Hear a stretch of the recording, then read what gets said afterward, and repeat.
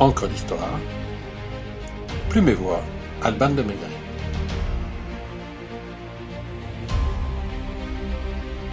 César Ritz, hôtelier perspicace, créateur de palaces.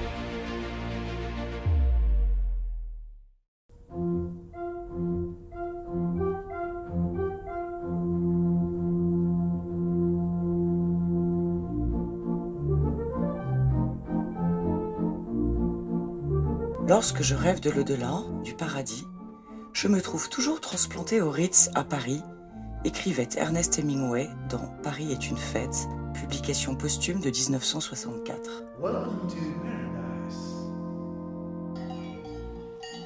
13e enfant d'une famille de bergers suisses, le jeune César est un enfant vif à l'âme d'artiste, mais peu enclin aux études. Plus qu'il n'étudie, le petit Suisse exalte sa montagne natale du canton du Valais et admire en rêvant les élégantes qui passent en diligence. Ses parents le placent donc à 15 ans dans l'auberge Couronne et Poste de Brigue comme apprenti sommelier. Rapidement, son patron lui affirme que le métier d'hôtelier n'est pas fait pour lui. Avril 1867. Plus de 10 millions de visiteurs courent à Paris pour l'exposition universelle qui voit dévoiler au monde le nouveau visage de la ville lumière, celui du Second Empire dessiné par le baron Haussmann. On se faufile, on se bouscule, on s'agglutine pour entrevoir le tsar Alexandre II, Marie-Pia de Savoie, reine du Portugal, le prince Oscar de Suède, le roi Léopold II de Belgique et la reine Marie-Henriette, le sultan Abdulaziz, le prince de Galles, le roi Louis II de Bavière, l'émir Abdelkader, Guillaume de Prusse ou le comte Otto von Bismarck. C'est dans le bouillonnement de cette foule immense qui fourmille et babille que César Ritz découvre un Paris en mal de main-d'œuvre. Serveur ou plongeur, cireur de chaussures ou garçon de course, l'adolescent accepte toutes les tâches et les exécute avec une célérité impressionnante. On le surnomme César le Rapide. Le voici à l'hôtel Splendide, le voilà au restaurant chez voisin, repère du tout Paris. Sous ses mains habiles, un rien se transforme en une prouesse artistique. Sous son regard perçant, les exigences des grands de ce monde sont devinées et comblées. Observation, compréhension, anticipation, il devient indispensable. La guerre de 1870 le contraint à revenir en Suisse, mais on le rappelle aussitôt.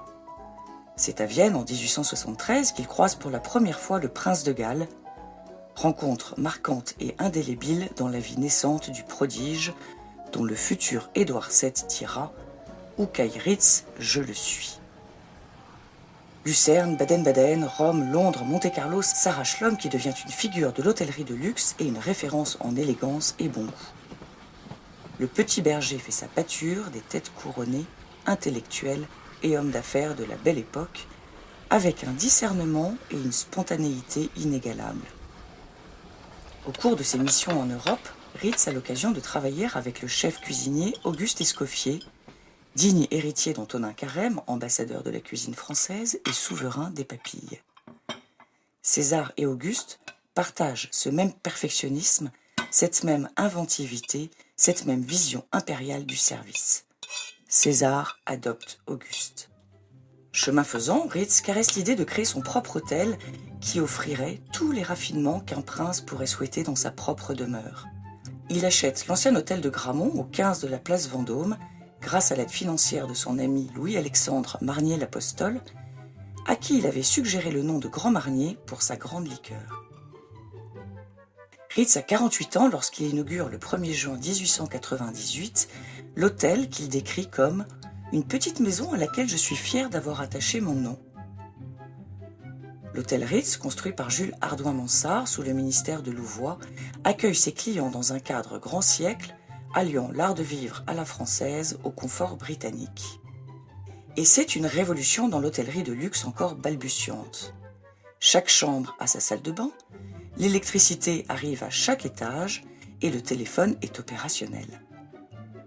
Robinetteries dorées à leur fin, cristal et argenterie des meilleures maisons, moquettes épaisses et soyeuses, linge raffiné et, selon les mots d'Hemingway, traversins comme des zeppelins et oreillers remplis de plumes d'oie, tout contribue à une hygiène au service de la beauté, à la sérénité feutrée et au faste velouté du premier palace.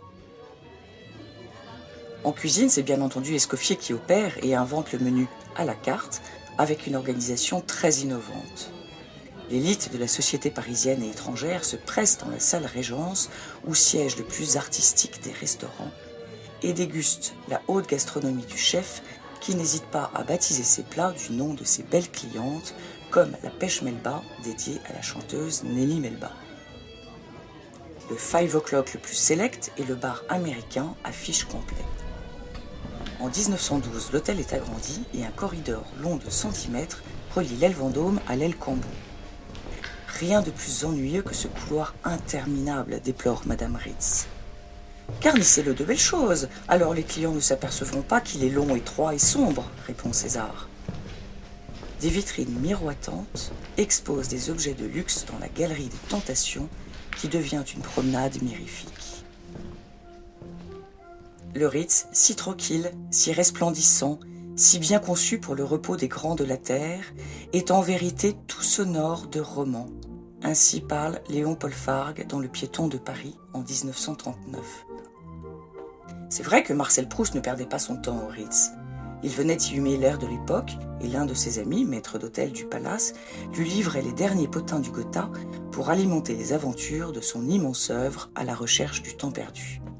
Coco Chanel s'installe pendant 30 ans dans la chambre de l'étudiante, une suite de 100 mètres carrés. Le Ritz, c'est ma maison, se plaisait-elle à dire. Francis Scott Fitzgerald publie en 1922 Un diamant gros comme le Ritz. Irving Berlin chante Putting on the Ritz en 1929. Le duc de Windsor rédige quelques chapitres de ses mémoires.